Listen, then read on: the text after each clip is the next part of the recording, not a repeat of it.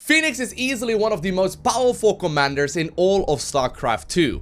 He came out just a couple of days ago, but I've been putting in a lot of time to try and get him to the maximum level, and I managed to get there already to the max level of 15. Now what I want to do today is give you a guide on how to play him efficiently. Now please keep in mind, this is co-op, there's countless different strategies that are going to be possible, but this is what I personally found to be the most powerful here so far. Now I don't want to show you all of the different upgrades on him just because I want to jump into the game as soon as I possibly can, but there's one at level 10 that is crucial, and it's called the operational efficiency. Structures no longer have tech requirements and have their gas costs reduced by 100%, meaning that you can now go ahead and create a cybernetics core, for example, without the gateway requirement, or you could even, if you wanted to, open up with a Stargate. Now in this video, I'm still gonna be climbing the regular Protoss tech path, meaning that I'm gonna get each and every one of the different Protoss heroes out. So I will be going from a gateway to a cybernetics core to a Twilight Council to a robotics facility and a Stargate, and eventually a robotics bay as well as a fleet beacon. However, because of that level 10 upgrade, there are countless different builds that are indeed viable. One of them that I've been playing a lot as well is Mass Stargate, and I'll upload a video on that one tomorrow instead. So if you haven't already, do make sure you subscribe down below. Now one more thing before jumping into the game, and that is the champion AI right here at the bottom. You can load the personalities of Protoss heroes into your army units, granting them increased stats and new abilities. Basically what that means is that for every single fighting unit, with the exception I believe of the Conservator right here, as well as the Observer and the Disruptor, you're gonna be able to get a more powerful and upgraded version of each and every one of the units.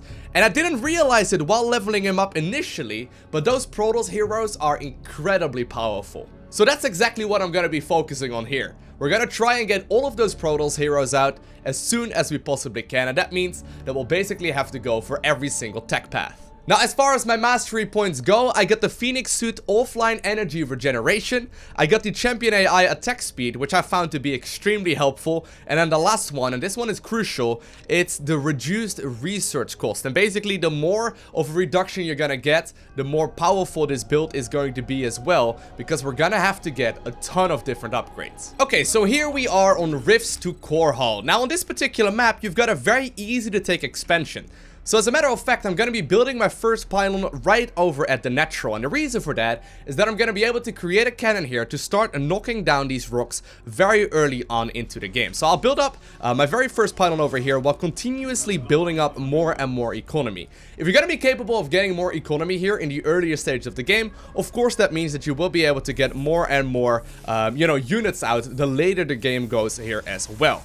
Now, I haven't really quite figured out like the quote-unquote perfect way of building all of the units and the buildings and whatnot, and not really the perfect order. What this video is mostly meant for is sort of like a general guideline on how you can play this guy efficiently and how you can go ahead and easily complete all of the different missions on the brutal difficulty. Now remember, I can go ahead and build up a photon cannon here right from the get-go because I no longer actually need the forge requirement in order to do this. Now, of course, on some other maps you may not be able to take the expansion quite this early on, but on this particular one it is going to be possible. Now I'm already following this up with a gateway right now as well as a gas geyser, and as soon as I can, I will be grabbing myself my expansion as well as, of course, the cybernetics core. So the cybernetics core, still an important one. But here we're primarily looking on getting as much economy as we possibly can. Now please keep in mind here, I'm also grouped up with Motlasis, who's by no means like a weak player. He knows very well what he needs to do. So that does mean that, of course, he's going to be able to defend here in the earlier stages of the game. But, you know, depending on your AI and the teammates and whatnot that you are playing with, you may have to squeeze out a few more units here and there just for the earlier stages of the game. But I think we're going to be fine with just a handful of Marines here with Nova and, of course, very shortly Fenix here as well. So for those of you unfamiliar, Fenix will indeed be able to come out on the battlefield himself in 3 different kinds of armor suits, and we'll be able to drop him down here very, very shortly. But I'm mostly trying to build up economy right here for the time being. So I'm getting my Legionnaire here already. Legionnaire, very, very helpful. Steady Marines are, he's going to be able to get himself that single defensive drone out. If I were to play a little bit more defensively, I would just simply get this gateway out a little bit sooner here as well. Anyway, for now, I'll just simply save up. We got our first Legionnaire out, and I'll be able to get my Nexus going right from the get-go. Very, very helpful.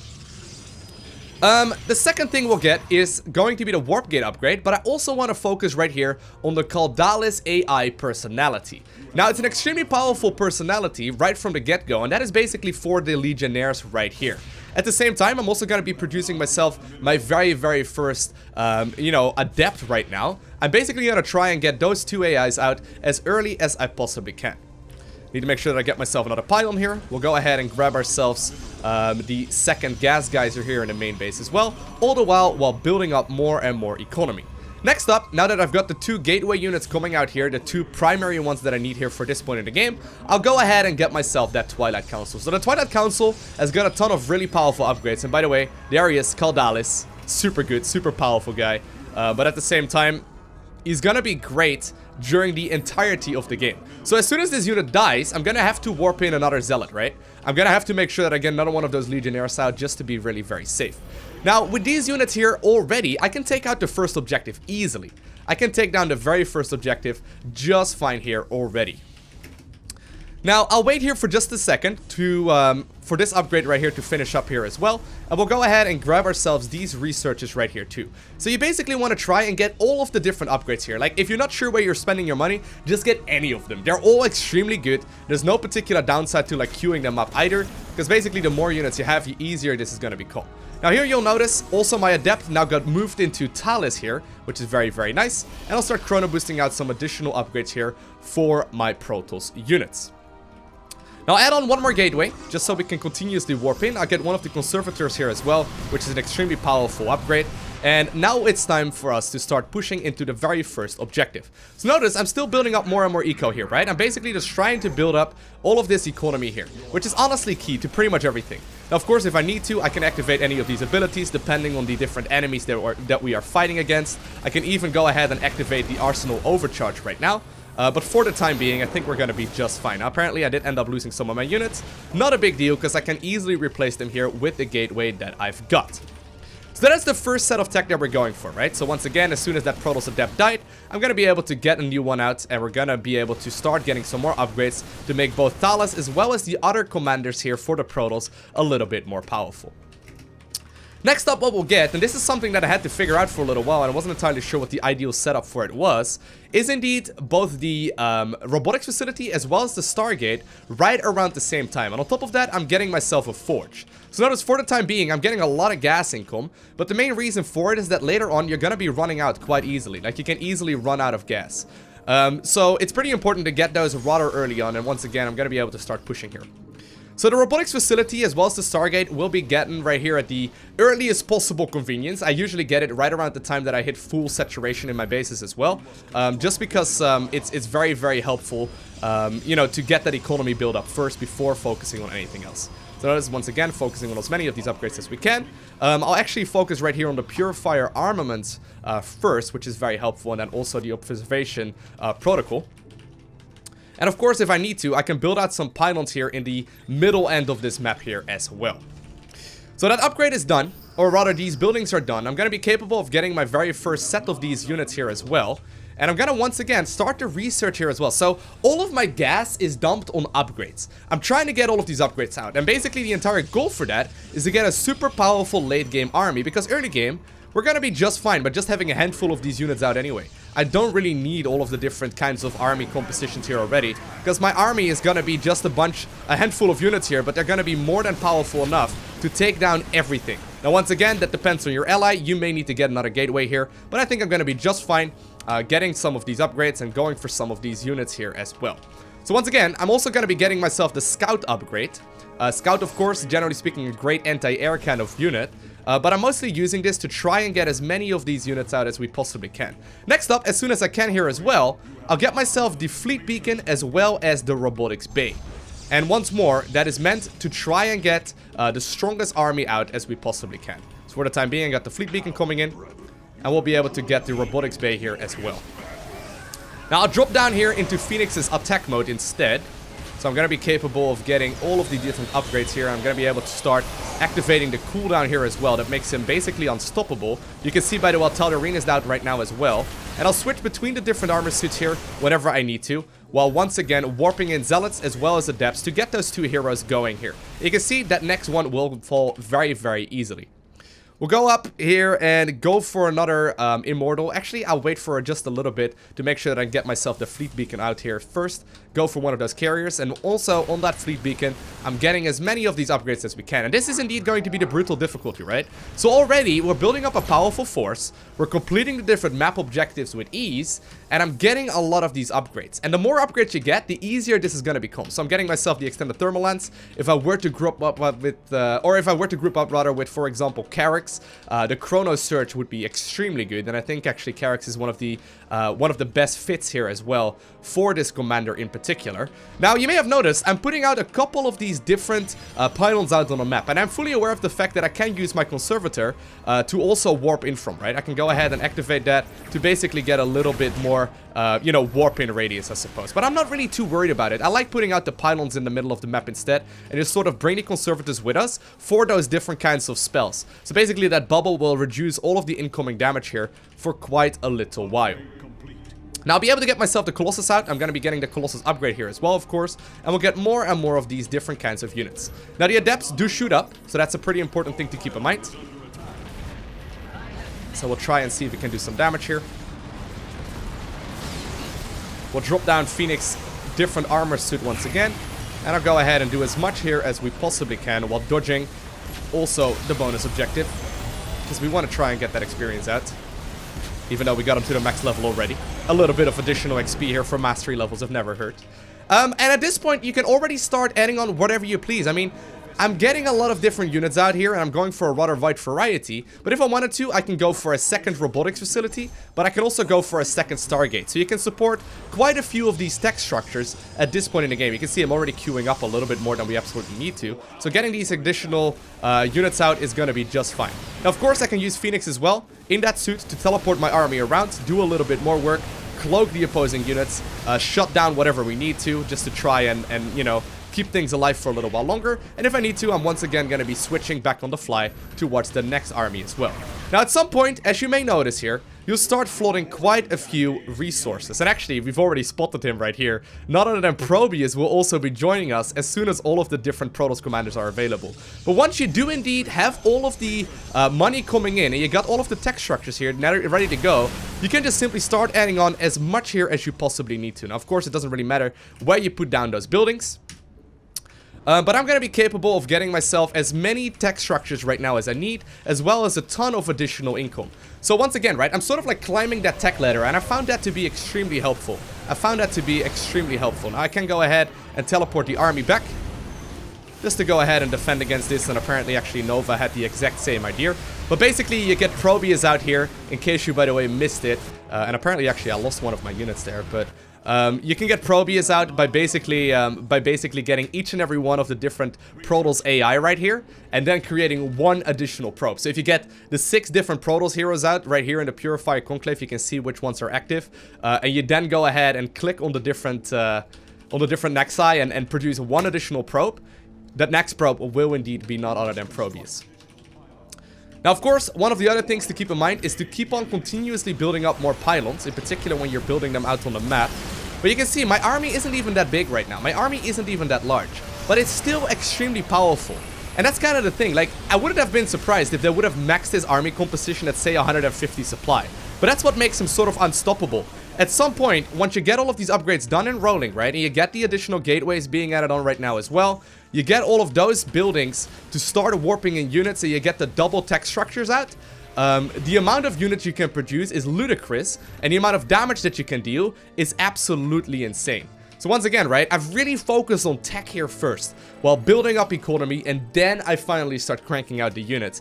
And it seems to be, by far, the most powerful composition, because once I max out on all of these units, there's very little that the opposing, AI is going to be capable of doing here. So we'll spend a little bit of time going towards that pirate ship as well, making sure that we get all of those units out here. And I'm just simply, trying to produce here out of all of these unit-producing structures as often as I can. Now, if you want to, you can produce up to like 8 gateways and just warp in from those continuously. If you want to, you can also go up to 8 Stargates, go for, 8 robotic facilities, although that is kind of pushing it, I found. But there's a lot of different options. There's a lot of different armies that are indeed available. Now, apparently, we're going to have to fight here a little bit more carefully for just a second. That's alright. I'll just queue up more units. I'm also getting myself some more observers here. just so we can hold on to all of these units. But I'll teleport my army once again towards the engagement. And I'm really using this, like, Cyber's Arbiter suit quite aggressively here. Normally, not even for that large of a distance, just to try and get my units closer towards the battle. Because, you know, Fenix is most definitely a Protoss in the sense that his army moves around really slowly. You know, it's not necessarily the fastest moving army. So, just simply activating the Arbiter suit whenever you need your army to go into a different position is 100% justified. Now, I'm pretty sure I got most of the upgrades here already. I may have accidentally forgotten a couple here, so it's a good idea to check every now and then to whether or not you got all of them ready to go. But already now, for example, as well, like you can see I'm losing a couple of units. Don't really care, just focusing on macro to try and get bigger sets of units out here instead. And as long as you can complete the objectives, I mean, I'm barely even looking at my army right now, right? And we're completing this with absolute ease. Now, once again, there's a ton of different unit compositions that you can try and make work, but the fact that you can get Probius out, I think is awesome. There's also some really powerful upgrades here for the Disruptors. I think the Disruptors can do a lot of potential damage here as well. Not a big fan of that unit.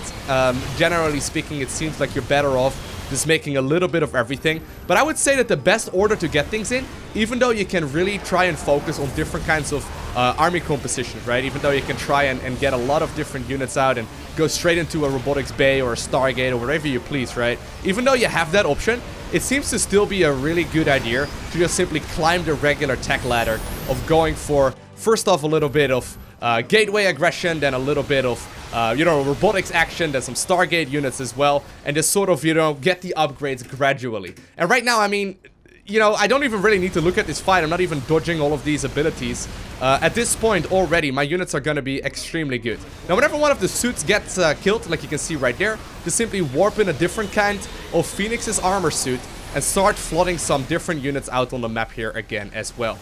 I'm basically trying to make sure that I get all of the different Protoss heroes out at every point during the game. And whenever you're not sure, right, so you right now can see, whenever you're not sure if you've got all of them active, just click on the Purify Conclave and see which one is missing. And just simply add on more and more of those units. And already, even though we didn't rush this by any sense, right, or in any sense, we rushed any of the objective points here, we're completing this mission absolutely easily. Now, if I wanted to be a jerk, I could try and teleport everyone's army away.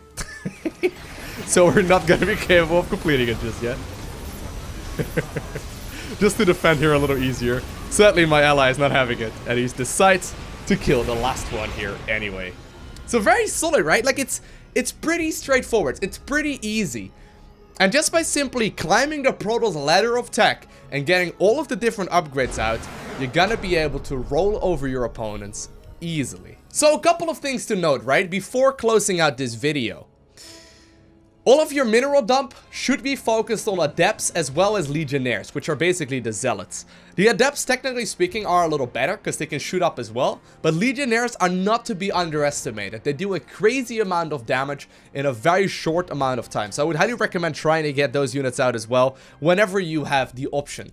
Secondly, if you have additional gas and you aren't like able to spend all of it, you probably either don't have enough unit producing structures. So I would say at least like a minimum of like 4 higher tech units. So higher tech like unit producing structures such as like robotic facilities or for example, you know, the Stargates. I would say at least 4 of those. But other than that, if you're still floating, you probably aren't getting all of the different upgrades. Because honestly, some of the Protoss commanders will need to drop down all of their gas by just simply making a bunch of Archon. It's not really a necessity for Phoenix because you've got so many different researches to do that just simply spending your gas on all of those should make your eventual army a little bit stronger. Now, if you have a quick look right here at the statistics, you can see Nova still ended up killing quite a few units right there, a little bit more even so than Phoenix, but you can most definitely notice here as well that Phoenix is capable of carrying his weight. Now, the one downside of this strategy, right, the one that I played in this particular match, is that it's not particularly fast to build up. There's a lot of different options available when it comes to his army compositions. And this one, when you're this tech and upgrade focused, it takes a long time to build up. So if you are playing on missions that are generally speaking taking roughly about a half hour or so, this army composition is great. It's amazing. If you're looking for something a little bit more fast though, make sure to subscribe because more and more videos will be uploaded on Fenix different kinds of build orders in the very near future. For now, I hope you enjoyed watching this video. If you haven't already, do make sure you hit that like button down below. And if you want to see more, like I said, make sure you subscribe so you get a notification as soon as I upload more. Other than that, I want to thank you very much so for watching. Have an amazing day. Do not forget to smile, alright? And I will see you in the next one.